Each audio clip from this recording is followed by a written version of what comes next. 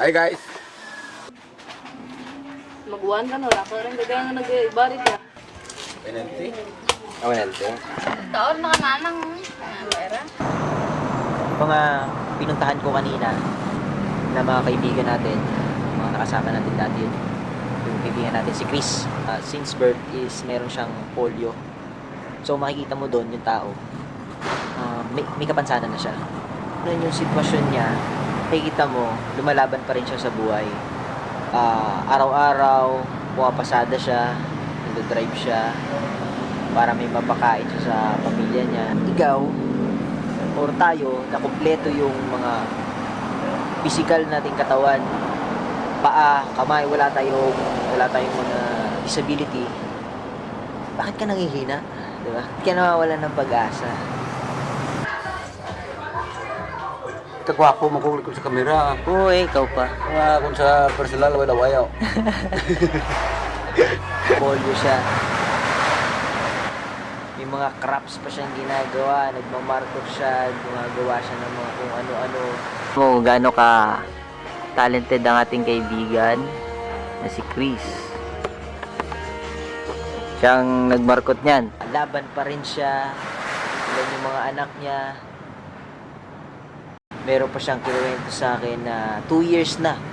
2 years niya na iniwan siya ng misis niya. So, may mga isipin mo na kailangan niya ng katuwang sa buhay dahil ganun nga yung kalagayan niya. Yun yung pinaka-partner niya pa sa buhay, yun pa yung nang-iwan sa kanya. Pero anong nangyari? Laban pa rin siya. Tapos ikaw, yung nanonood sa ikaw, nag-break lang kayo, kala mo, parang pasan mo na yung buhay mo. Kaibigan, napakasimple pa yan. Marami ka pang pagdadaanan, marami pa. Walang imposible, tsaka hindi mo kailangan magkaroon ng excuse. Hindi mo kailangan magkaroon ng excuses. Nakita mo yun? Kompleto ang kamay mo. Kompleto ang paa mo. Wala kang masyadong sakit.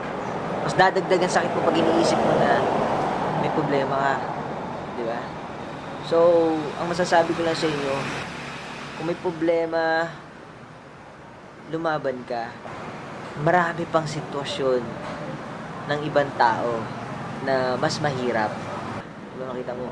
May dinaanan ako, kaibigan ka rin dati na na-stroke siya ngayon. Tagilid na yung panalakad niya. Isipin mo na lang yung sitwasyon nun nila.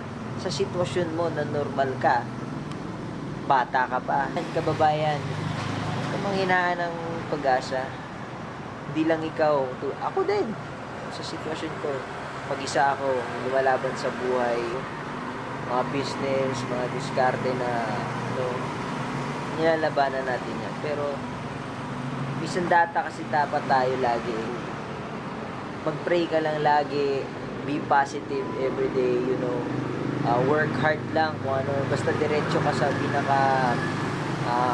plano mo sa buhay, basta go ka lang, sipagan mo, kilos-kilos ka, be organized sa lahat ng mga bagay para yung isip mo hindi siya nalilito kung saan kasi kung magulo yung paligid mo, magulo din yung mga kausap mo, so mas lalong gugulo kapag kaya kung ako sa'yo, mag-focus ka, huwag mo isipin yung problema. So, lumaban ka lang, kaibigan. Laban na. Tulungan natin yung mga simpleng mga pwede nating maitulong. Kahit sila, malaking tulong sa kanila yon. Lalo na kung hanap buhay ang maitulong natin. Hindi lang natin mabigyan yung kaibigan natin na yun na may polio. Mabigyan natin ng tamang direksyon, di ba? Kaya sana mabalikan natin sila. Napakasarap sa piling na matulungan yung mga kababayan natin. Sana suportahan nyo. So, sana tutukan nyo lagi yung ating channel. Tulungan natin sila. Walang imposible. Kita-kita tayo, mga kababayan. So, positibo lang lagi, positibo lang. Hindi kayo na mag-pray. Laban lang.